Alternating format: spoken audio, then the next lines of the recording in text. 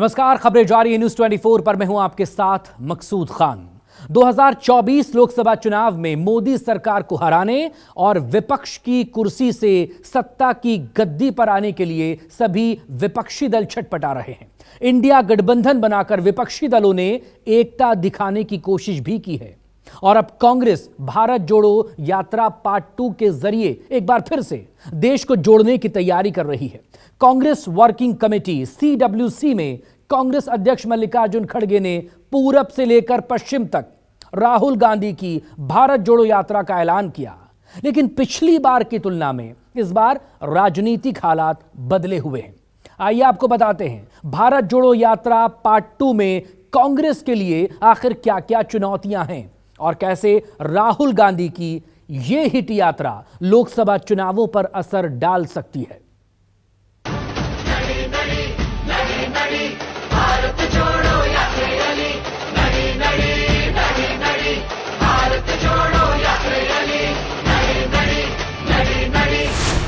अब 2024 की बड़ी तैयारी, भारत जोड़ो पार्ट 2 की बारी।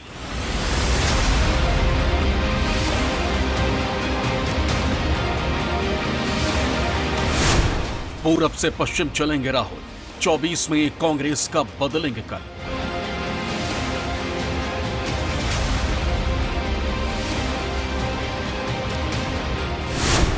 राहुल की यात्रा से लाभ या हानि, 2024 में बदलेगी जीत की कहानी।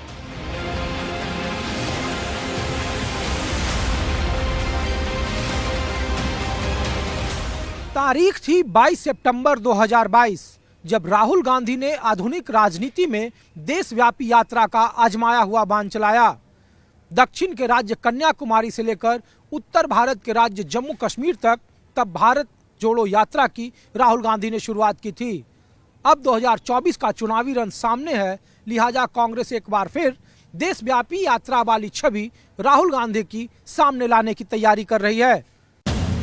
18 दिसंबर को इंडिया गठबंधन की चौथी बैठक होने के 2 दिन बाद यानी 21 दिसंबर को कांग्रेस वर्किंग कमेटी की बैठक हुई और इस बैठक में कांग्रेस अध्यक्ष मल्लिकार्जुन खड़गे ने भारत जोड़ो यात्रा पार्ट 2 का जिक्र किया। कांग्रेस वर्किंग कमेटी की बैठक में खड़गे ने कहा, एक और महत्वपूर्ण बात कार्य समिति के समक्ष रखना चाहता हूं। पिछले कई महीनों से पार्टी के सभी नेता और कार्यकर्ता एक स्वर में लगातार एक मांग मेरे सामने रखते हैं कि राहुल गांधी से पूर्व से पश्चिम भारत जोड़ो यात्रा करने का आग्रह करें। मैं कार्य समिति में राहुल गांधी के समक्ष ये बात रखता हूं और निर्णय आप सभी पर छोड़ता हूं। कयास लगाए जा रहे हैं कि खरमास खत्म होने के बाद अगले साल जनवरी महीने के दूसरे हफ्ते में राहुल गांधी भारत जोड़ो यात्रा पार्ट 2 शुरू कर सकते हैं और राहुल की ये यात्रा अरुणाचल प्रदेश से शुरू होकर गुजरात तक जाएगी। राहुल गांधी की भारत जोड़ो पार्ट 2 यात्रा अगर पूरब पश्चिम होती है तो निश्चित तौर पे उसमें उत्तर प्रदेश को महत्व मिलना संभव है, जहां 80 सीटें हैं और ऐसा कहा जाता है कि भाई दिल्ली का रास्ता यूपी से होके जाता है। तो राहुल गांधी निश्चित तौर पे अगर इस तरह से यात्रा करते हैं तो एक तो कार्यकर्ताओं का मनोबल बढ़ेगा, दूसरा मुद्दे लगातार हवा में रहेंगे और एक नैरेटिव क्रिएट कर पाएंगे और जिस तरह की टेम्पलेट लेकर कांग्रेस अभी पॉलिटिक्स कर रही है उसमें कुछ नई चीज़ें देखने को मिल सकती हैं और शायद रीजनल लीडरशिप को भी महत्व मिल सकता है। कई ऐसे पहलू हैं, लेकिन हमें इंतजार करना पड़ेगा कि क्या यात्रा इनकी शुरू होती है और शुरू होती है तो किस मॉडल से यात्रा शुरू होती है। 2022 में राहुल गांधी की भारत जोड़ो यात्रा के जरिए कांग्रेस काफी हद तक जनता से जुड़ने में कामयाब हुई थी।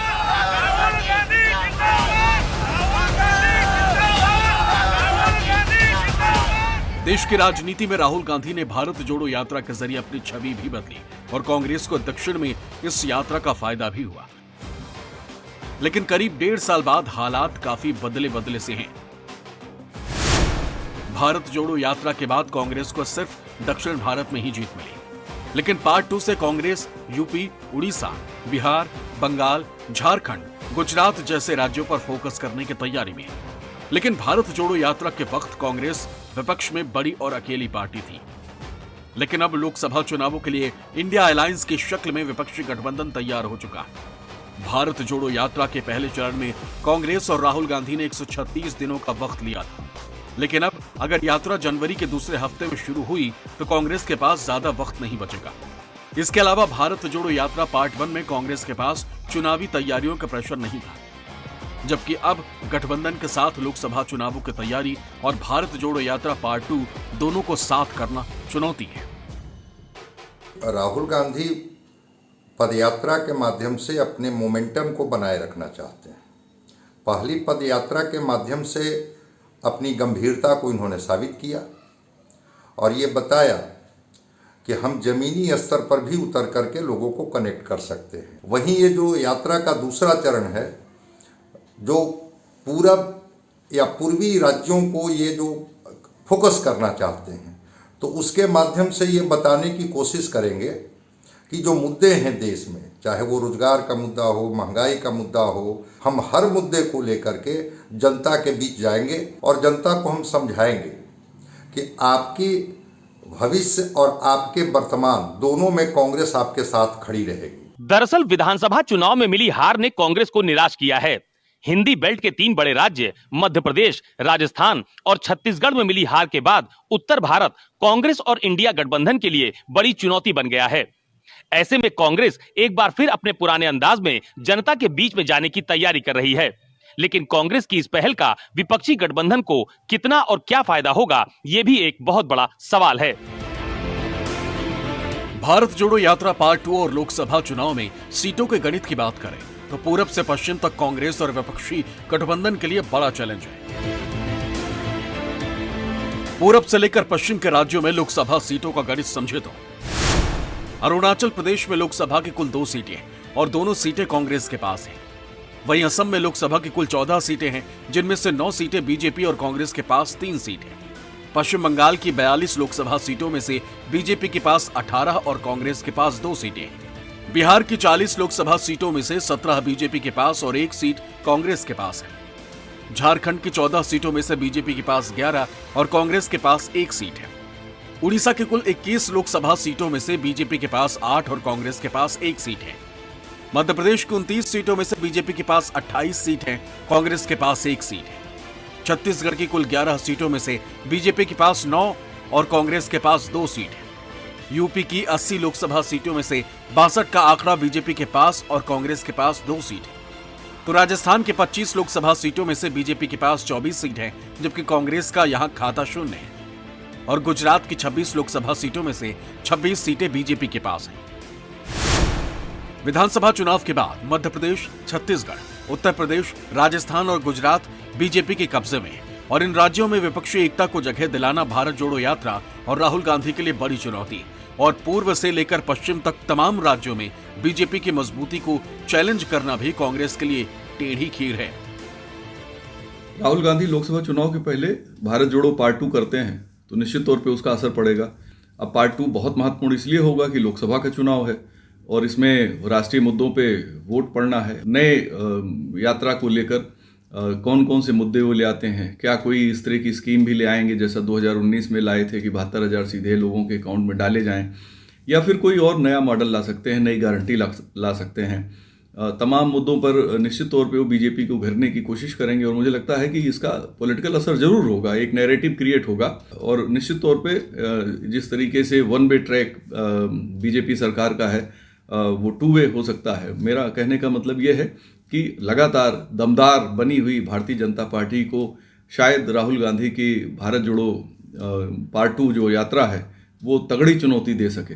लोकसभा चुनाव में बस कुछ ही महीनों का वक्त बाकी रह गया है, लेकिन कांग्रेस पसोपेश की स्थिति में है। वजह यह है कि पार्टी का एक धड़ा चाहता है कि राहुल गांधी को भारत जोड़ो यात्रा के दूसरे संस्करण पर निकल जाना चाहिए, इससे पार्टी को मजबूती मिलेगी। वहीं दूसरी तरफ एक धड़ा और प्रभावशाली धड़ा ये कहता है कि राहुल गांधी को चुनावी तैयारियों पर फोकस करना चाहिए। अभी हाल ही में संपन्न हुए कांग्रेस वर्किंग कमेटी की बैठक में मल्लिकार्जुन खड़गे कांग्रेस अध्यक्ष ने कहा कि पूर्व से पश्चिम वाली भारत जोड़ो यात्रा राहुल गांधी को करनी चाहिए, इससे पार्टी को ताकत मिलेगी।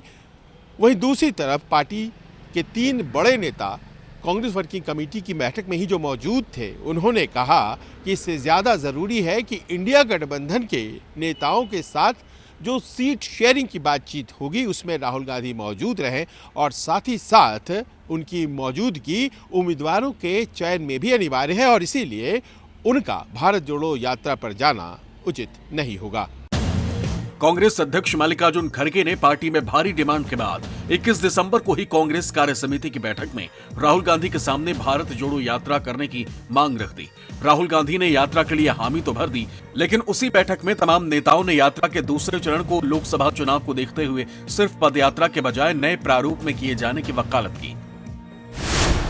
अब की बार भारत जोड़ो यात्रा दक्षिण से उत्तर के बाद पूर्व में अरुणाचल प्रदेश से पश्चिम में गुजरात तक जाने की बात कही गई है। लोकसभा चुनाव के मद्देनजर इसमें पूर्वोत्तर के उड़ीसा, बिहार, बंगाल, झारखंड, यूपी, गुजरात जैसे राज्यों पर खास फोकस करने को कहा गया। रैली या अहम कार्यक्रमों के पहले पदयात्रा हो, लेकिन पदयात्रा के अलावा बस, साइकिल, बाइक के साथ ही ट्रैक्टर, ट्रक का इस्तेमाल हो। इससे कम वक्त में ज्यादा कार्यक्रम किए जा सकेंगे और चुनाव के चलते जल्दी यात्रा पूरी हो सकेगी। भारत जोड़ो यात्रा को जनवरी के दूसरे या तीसरे हफ्ते से शुरू करने और मार्च के दूसरे या तीसरे हफ्ते तक 60 दिनों के अंदर पूरा करने पर जोर दिया गया है। इंडिया गठबंधन की एकजुटता दिखाने के लिए अलग अलग दलों के नेताओं को भी इसमें शामिल करने की बात की जा रही है। राहुल गांधी को लगता है, खास करके जो हिंदी पट्टी के 3 राज्यों का चुनाव का परिणाम जो आया है, जो कांग्रेस के पक्ष में नहीं आया, तो लगा कि एक बार हमको पूर्वी जो भारत है उसके जो राज्य हैं वहाँ हम लोगों को कनेक्ट करें, वो बिहार हो, उत्तर प्रदेश हो, चाहे वो उड़ीसा हो, और फोकस करके उनको बताएं कि अगर आप कनेक्ट होंगे तो हम निश्चित रूप से कांग्रेस मजबूत होगी, और कांग्रेस जब मजबूत होगी तो देश मजबूत होगा। तो दूसरी पदयात्रा के माध्यम से भी उन्हीं मुद्दों को ये छूने की कोशिश करेंगे और खास करके भाजपा को घेरने की कोशिश करेंगे। तो ये यात्रा की शुरुआत मैं समझता हूं कि कांग्रेस अपनी मजबूत विपक्ष का जो एक पटकथा इन्होंने लिखी है उसको भी ध्यान में रख करके इस यात्रा की शुरुआत करने जा रही है, ताकि इसका लाभ 2024 के लोकसभा चुनाव में मिल सके। 2024 चुनाव की तैयारी में इंडिया गठबंधन हो या फिर एनडीए के घटक दल पूरी ताकत के साथ मैदान में उतरे हुए हैं। गठबंधन के बाद विपक्षी पार्टियों का जोश आई है, जिसने सत्ताधारी पार्टी को भी थोड़ा असहज जरूर किया है।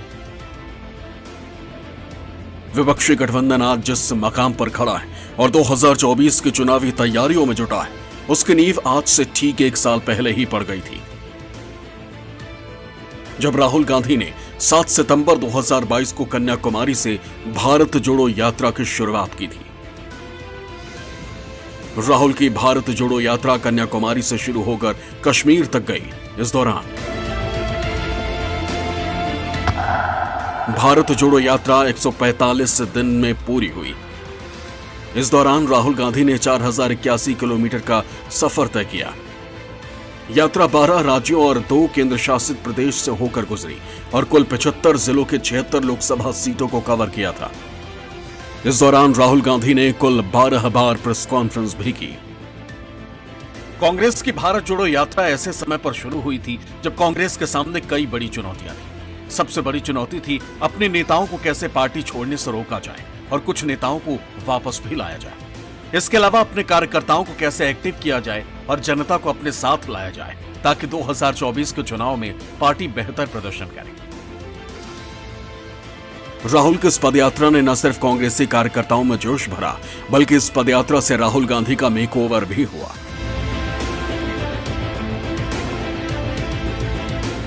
जिससे वो अपनी अलग छाप छोड़ने में कामयाब हुए।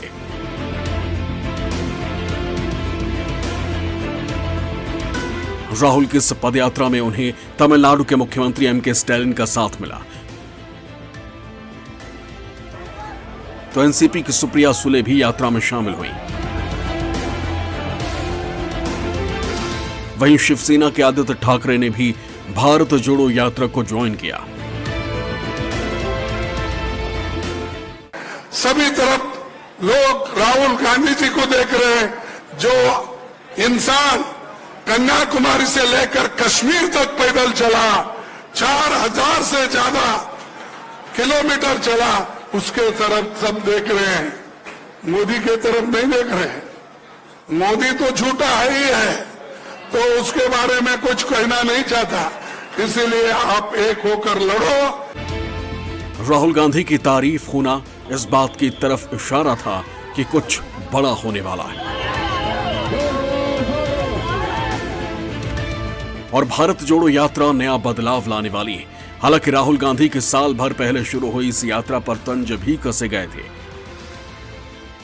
भारत जोड़ो यात्रा केरल से शुरू हुई, जहां बीफ काट पार्टी देने वालों का साथ, फिर तमिलनाडु में पहुंची तो उस फादर जॉर्ज पुनिया का साथ, जो कहते हैं कि जूते इसलिए पहनता हूं कि भारत की धरती से उनका पैर टच ना हो जाए। फिर कर्नाटक में पहुंचती है तो वहां के वो कार्यकारी अध्यक्ष जो हिंदू शब्द के लिए गंदा कहते हैं।